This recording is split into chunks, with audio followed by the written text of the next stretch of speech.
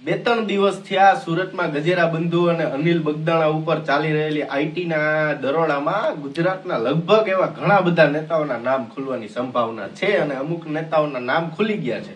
કાલે રાત્રે મીડિયા જગતમાંથી એક એવો અહેવાલ પ્રસારિત કરવામાં આવ્યો કે એવી બધી બાંધછોડ સાથે કાર્યક્રમો કરવામાં આવ્યા કે અહેવાલની અંદર જામનગર કનેક્શન ગણાવવામાં આવ્યું, પણ મીડિયા જગતના કોઈના બાપની તેવડ નથી કે પૂર્વ મંત્રીનું નામ બોલી અને મીડિયાની અંદર લાવી શકે અને સામાન્ય જનતાને બતાવી શકે આ જામનગરના પૂર્વ મંત્રી કોણ કે જેની સાથે અનિલ બગદાણાને સારા એવા સંબંધો છે અને જેની સાથે અનિલ બગદાણાએ સારા એવા વ્યાપારિક સંબંધો બનાવેલા છે, રાજકીય સંબંધો બનાવેલા છે અને ક્યાંક ને ક્યાંક આ આઈટી રેડમાં ઈ જામનગરના પૂર્વ મંત્રીનું પણ નામ ખુલી શકે છે. આવું મીડિયા વાળામાં સ્પષ્ટપણે એનું નામ દેવાની કોઈના બાપની તેવડ નથી, એટલે બધા મીડિયા વાળા જો નામ દીધા વગર બોલે, નામ લઈને બોલાય. તમારી પાસે પ્રૂફ પણ હોય તો નામ લઈને બોલાય. હું તમને કહું નામ લઈ, ઈ કોણ જામનગરના પૂર્વ મંત્રી? તો ઈ જામનગરના પૂર્વ મંત્રી હકુભા જાડેજા. કોણ? કોંગ્રેસમાંથી ગુલાટ મારીને ભાજપમાં આવ્યા ને ઈ હકુભા જાડેજા. ઈ કોણ હકુભા જાડેજા? ઈ તમે ઓળખો છો ને હું ઓળખું છું, સૌરાષ્ટ્ર ઓળખે છે, ભારતીય જનતા પાર્ટી ઓળખે છે, બધાય ઓળખે છે. સુરતમાં અનિલ બગદાણાનું સામ્રાજ્ય ઉભું કરવામાં સૌથી મોટો હાથ હોય ને તો હકુભા જાડેજા જામનગરનો. એનો હકુભાઈ જાડેજા જામનગરનો. આવું મીડિયા વાળા સ્પષ્ટ બોલાય કે હકુભા જાડેજા જામનગર એમ. પૂર્વ મંત્રી શું લગાવી રાખ્યું આમ છે તેમ? આ તો તમારા તોડ કરવાના ધંધા તમારા છે, અમારા નહીં.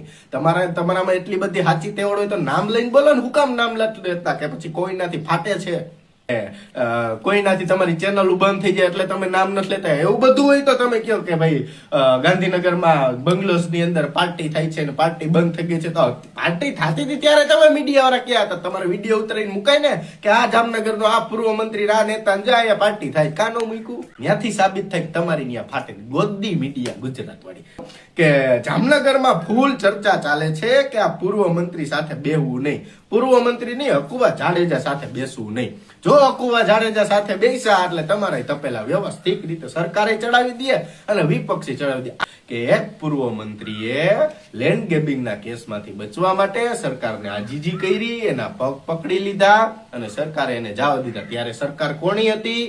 ભાજપની. કોણ હતા ગૃહમંત્રી? તો કે પ્રદીપસિંહ જાડેજા.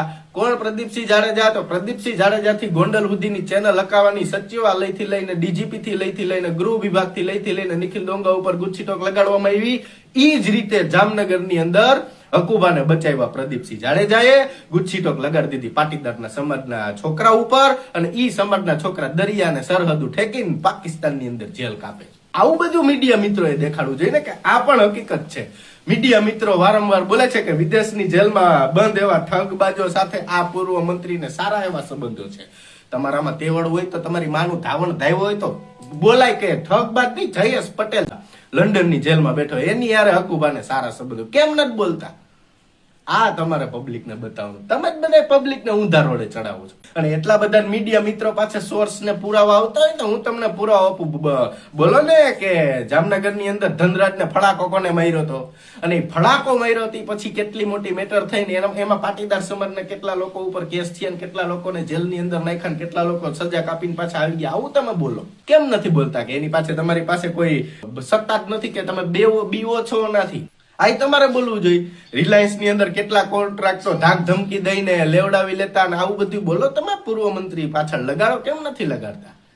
આ તમારે બધાને બોલવું જોઈએ. રણજીત સાગર રોડ ઉપર પટેલ બિલ્ડરો પાસેથી કેટલો આર્થિક વ્યવહાર થયો છે પૂર્વ મંત્રી સાથે, આ બોલો. હું તમને આપું તમે કહેતા હોય તો કે અને માનનીય શ્રી જીતુભાઈ વાઘાણી આમાં સામેલ છે. કેમ નથી બોલતા? પૂછો જીતુભાઈ ને. અત્યારે છે કૃષિ મંત્રી કે જામનગર તમે સ્કૂલમાં શું ભણવા જતા? કેની સ્કૂલે જતા? શું કરવા જતા? ક્યાં તમે બધા રખડતા? આ બોલો. આખી ચેનલ ઘણો હાલી નીકળ્યા વિદેશમાં. ઈ કે ઓલો ઠગબાજ બેઠો, ઈ ઠગબાજ હુકામાં કેના કેવાથી હલવાણો, કોને ફડાકા માર્યા હતા કેના હાટોથી લડવા નીકળ્યા હલવાણા? છેલ્લે હળવાણો તો પાટીદાર. આ તો તમે કોઈ બોલતા નથી. આ તમારા કોઈનામાં ઓકાત નથી બોલવાની કે આપણે એને ખુલ્લી નામ આ નામ લઈને બોલ્યા હકુભા ભાઈ પૂર્વ મંત્રી એટલે હકુભા.